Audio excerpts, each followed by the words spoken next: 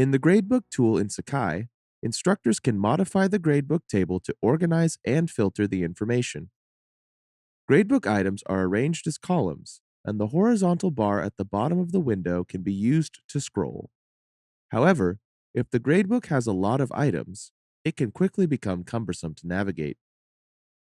To filter the table by items or categories, click the View Columns drop-down that's located above the table, and select the items to show or hide.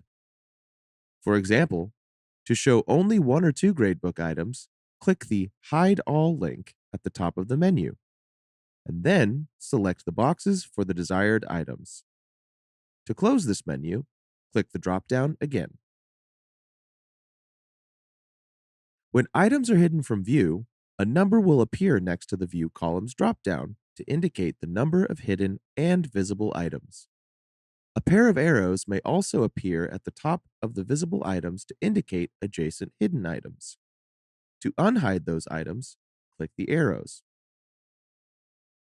When items are hidden, only your view of the gradebook will be affected.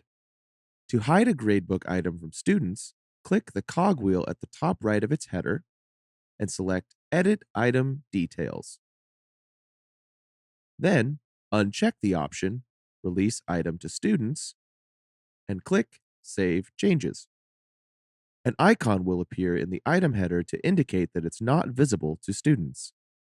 To change the order of the items in the instructor view, click the Item Order button and follow the process.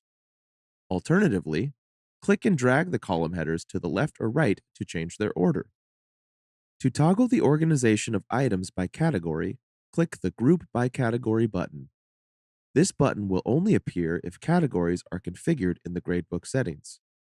Be aware that these controls will affect only the instructor's view. More information about the Gradebook tool can be found in our other videos, or by visiting the PLU Knowledge Base.